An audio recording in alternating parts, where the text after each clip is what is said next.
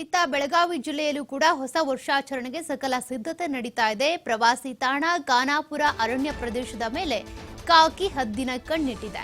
ಬೆಳಗಾವಿಯಲ್ಲಿ ಪ್ರಭಾರಿ ಎಸ್ಪಿ ಅಮರನಾಥ್ ರೆಡ್ಡಿ ಅವರು ಮಾತನಾಡಿದ್ದಾರೆ. ಏನೇನ್ ರೂಲ್ಸ್ ಇದೆ ಅದರ ಬಗ್ಗೆ ಮಾಹಿತಿ ಕೊಟ್ಟಿದ್ದಾರೆ. ಡಿಸೆಂಬರ್ 31ರಂದು ಚೆಕ್ ಪೋಸ್ಟ್ಗಳನ್ನು ತೆರೆಯಲಾಗುತ್ತೆ.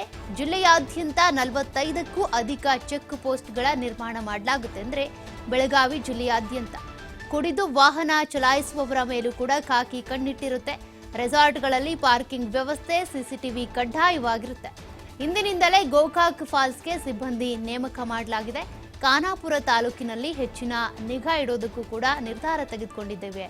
ಈಗಾಗಲೇ ರೆಸಾರ್ಟ್ಗಳಿಗೆ ಭೇಟಿ ನೀಡಿ ಪೊಲೀಸರು ಪರಿಶೀಲನೆ ನಡೆಸುತ್ತಿದ್ದಾರೆ. ಅನುಮತಿ ಪಡೆಯದೆ ಸೆಲೆಬ್ರೇಷನ್ ಮಾಡೋ ರೆಸಾರ್ಟ್ ಬಂದ್ಗೆ ಆದೇಶವನ್ನು ಹೊರಡಿಸಿದ್ದೇವೆ ಅಂತ ಎಸ್ಪಿ ಅಮರನಾಥ್ ಅವರು ಮಾಹಿತಿ ಕೊಟ್ಟಿದ್ದಾರೆ.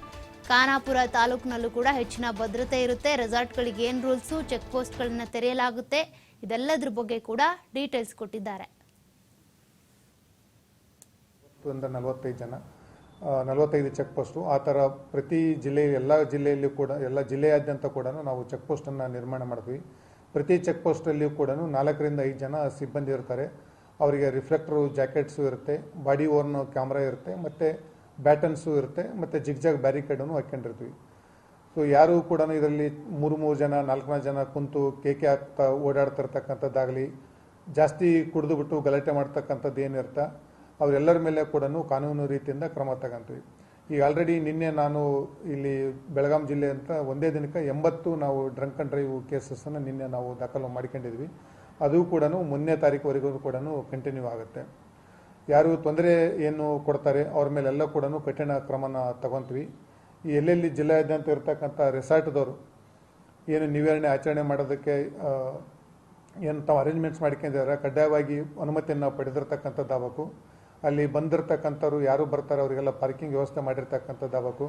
ಯಾರು ಬರ್ತಾರ ಒಳಗಡೆ ಯಾರು ಇರ್ತಾರ ಮತ್ತು ಎಲ್ಲಿ ಅವರು ಏನು ಪ್ಲೇಸ್ ಆಫ್ ಎಂಜಾಯ್ಮೆಂಟ್ದು ಮಾಡಿದ್ದಾರೆ ಇದಕ್ಕೆ ಅಲ್ಲಿ ಕಂಪಲ್ಸರಿಯಾಗಿ CCTV ಹಾಕೊಂಡಿರ್ಬೇಕು. ಎಲ್ಲಿ ಸ್ವಿಮ್ಮಿಂಗ್ ಪೂಲ್ ಇರ್ತಾ ಕಡ್ಡಾಯವಾಗಿ ತಮ್ಮ ಸಿಬ್ಬಂದಿನ ನೇಮಿಸಿಕೊಂಡಿರಬೇಕು, ಮತ್ತು ಅಲ್ಲಿ ಬೋರ್ಡ್ ಕೂಡ ಹಾಕಿರ್ತಕ್ಕಂಥದ್ದು ಆಗಬೇಕು. ಸೊ ಒಟ್ಟಾರೆಯಾಗಿ ಶಾಂತಿಯಿಂದ ಏನು ಆಚರಣೆ ಮಾಡೋದಕ್ಕೆ ಕ್ರಮ ಇರಬೇಕು. ಪೊಲೀಸ್ ಇಲಾಖೆ ಎಲ್ಲ ಕ್ರಮಗಳನ್ನು ತಗೊಂತದೆ. ಅಶಾಂತಿ ಮೂಡ್ತಕ್ಕಂಥವ್ರು ಯಾರು ಜನರಿಗೆ ತೊಂದರೆ ಕೊಡ್ತಕ್ಕಂಥದ್ದು ಯಾರು ಮಾಡ್ತಾರೆ ಅವ್ರ ಮೇಲೆ ಕಾನೂನಡಿಯಲ್ಲಿ ಕಠಿಣ ಕ್ರಮನ ನಾವು ತಗೊಂತೀವಿ. ಸೊ ಬೆಳಗಾವಿ ಜಿಲ್ಲೆಯಾದ್ಯಂತ 31ನೇ ತಾರೀಕು ಏನು ವರ್ಷ